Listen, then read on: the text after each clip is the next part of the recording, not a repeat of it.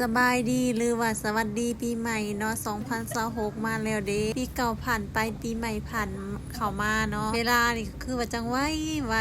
แป๊บก็สิ้นปีแล้วเนาะการหาเงินหาคำนี่ก็คือบ่ไวคือเวลาวะปีใหม่นี่ก็บ่มีหยังหลายเฮา2คนก็พากันมาเฮ็ดข้าวปุ้นน้ำยากะทิไก่เนาะอันนี้ก็ได้พอดีหยุดงานก็เลยมาเฮ็ดน้ำยากะทิไก่เนาะหลังจากมาแต่ทำบุญแล้วนี่ก็สิพากันแห่นกระดูกแห่นตีนไก่คนละขาจากที่เฮาต้มไก่ย่นเปื่อยแล้วเฮาก็นำมาสีกเพื่อสิไปตำเป็นน้ำยากะทิตาก็ประมาณนี้เลยมาเด้อมากินน้ำกันนี่เฮาก็สิมาซอยผักเนาะผักของเฮาก็สิมีหัวปีแล้วก็กะหล่ำเนาะแล้วก็ผักบงแล้วก็ผักไอ้พัวเนาะไก่นี่ก็พอดีตัวหนึ่งนี่ต้มไก่เป็นโตเลยเฮาก็เฮ็ดเอิ้นพี่น้องแถวนี้แหละเนาะมากิน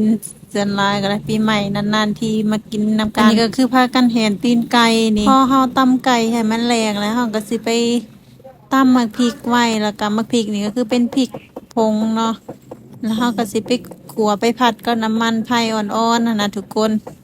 ผัดใส่กะทิน้ำนิดนึงมื้อนี้ก็คือว่าหลายเติบนี่มืดงบไปหลายเติบแต่ก็บ่เป็นหยังเนาะแบบนานๆเฮ็ดทีนะปีละเทื่อคืออยากกินให้มันอิ่มหั้นนะถ้ามีพี่น้องมาก็กินให้มันอิ่มโลดทุกคนเด้เห็นหยังกินกันเนาะหรือว่าไปเที่ยวไสกันส่วนมากเข้าในแต่ละปีนี่ก็คือมีแต่แบบนี้แหละเฮ็ดแนวกินอยู่ในห้องแล้วก็ไปทำบุญนิดหน่อยแล้วก็มาพักผ่อนนำข้าวปุ้นนี่สุดยอดนี่หน้าตาก็สิประมาณนี้เลยแบบอองต้องนำไปขาวปุ้นก็ได้